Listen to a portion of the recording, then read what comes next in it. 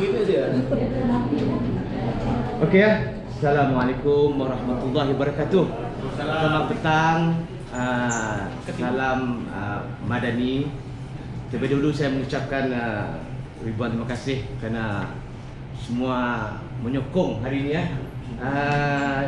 Ceramah kan seni saya yang bertajuk tips untuk tingkatkan keseronokan bekerja. Terlebih dahulu saya mengucapkan ribuan terima kasih kepada kita punya HOD Dr. Adam Ismail, kita punya HOU Dr. Fakar semua, SO kita, senior MLT kita, MLT rakan-rakan serta PPK. Saya sebenarnya ni saya nervous ni. Saya oleh kerana aura, mungkin aura lah kan.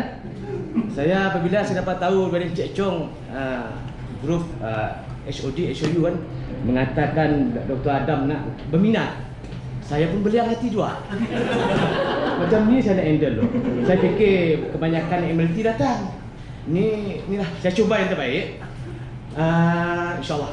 Okey, kita sama-sama tips untuk tingkatkan keseronokan bekerja. Ini slide ni. First slide. Okey. Bila menyebut mengenai keseronokan bekerja, mungkin ada yang merasa pelik atau semacam tak masuk akal.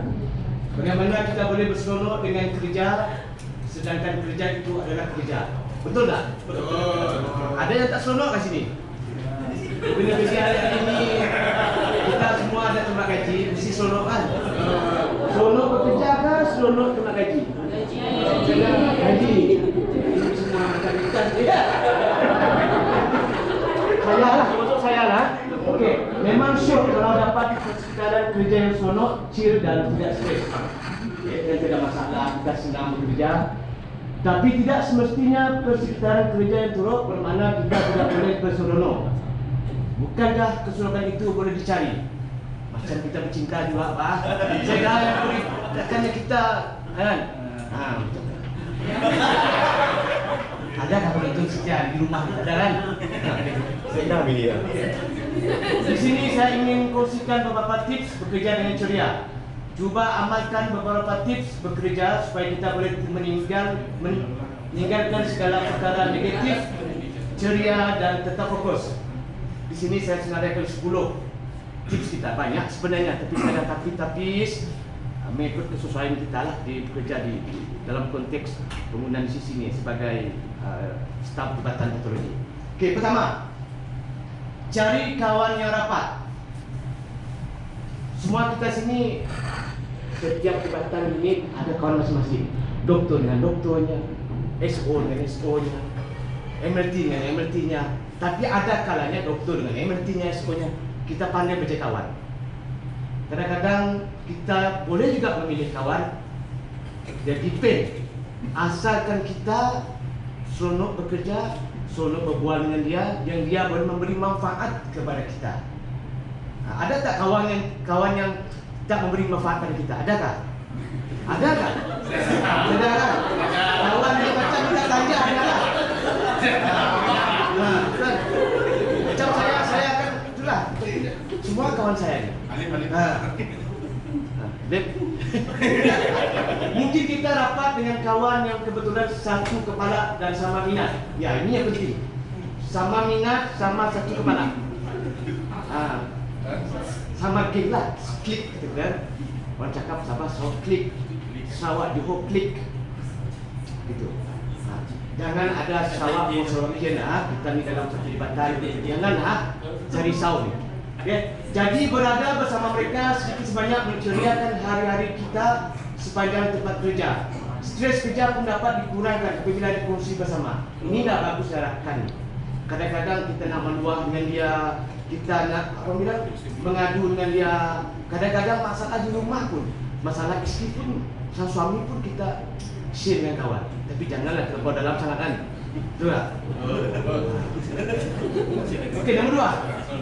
Elak semua yang negatif. Ini yang bahaya. Saya nak sentuh ni pun sebab salah. Saya anggap ini general ya. General. Semua yang negatif memang boleh membunuh keseronokan ketika tempat kerja. Jadi elak mereka yang suka menimbulkan kontroversi, gosip, dan mereka yang membawa aura negatif. Ini semacam toksik dah tempat kerja. Kalau boleh janganlah. Kalau pun betul-betul toksik, ialah kata orang berpada-pada. Janganlah sampai membenci kawan-kawan kita, bos-bos kita, ketua-ketua kita. Walaupun ketua kita menyuruh kita, mengarah kita, kalau kita tak puas hati pun kita buat dulu. Anggap itu sebagai cabaran kepada kita. Ambil itu sebagai satu yang positif. Selagi kita tak buat, kita tahu apa dia punya output dia. Dan lebih penting lagi, minta tolong kawan. Jangan sikit-sikit bang ajar bos tu, ajar tai pancit lah. Memang. Betul.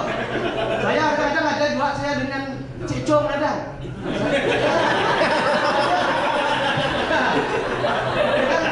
Kadang-kadang Cik Chong kadang sul ni. Oleh karena dia kawan saya.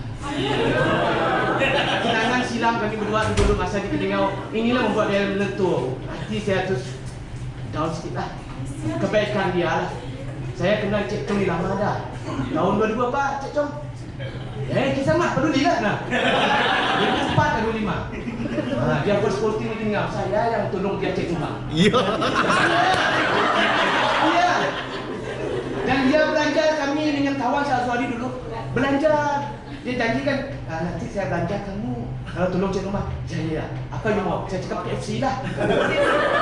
Sekali dia bagi apa? 2 barrel KFC. Spicy original. Siapa nak makan tubuh 3 orang? Satu barrel tu besar. Tapi terima kasih dengan dia lah. Dia sendiri seorang ketua yang baik. Beruntung kita jabatan kita dapat pegawai yang dedikasi di sana.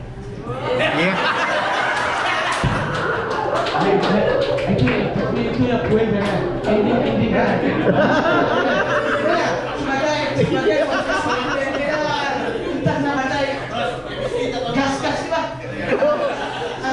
Puji. Bos suka dipuji. Ada tak bos tak suka dipuji sini? Katakan ada. Kalau bos yang tak suka dipuji, gila bos tu.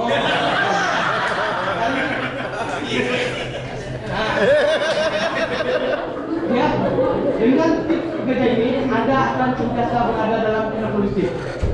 Ini ada buat kerja apa nih ya? So far boleh ke tak? Amat. Mungkin saya punya percakapan dan cepat sekilas. You all baru satu perkataan. Saya dah 3. Saya jenis saya engine lagi sekilas. Nomor 3, buang masalah pribadi. Apabila kita nak kerjakan niat kita, kalau kita bergaduh dengan isteri kita, bergaduh dengan doi ya. Ada bini kan? Ada. Bukan saya awal.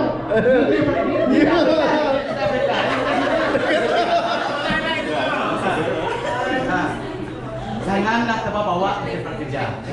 Ataupun yang semalam kamu gaduh dengan bos kafa kan. Janganlah terbawa. Buka buku baru. Gitulah.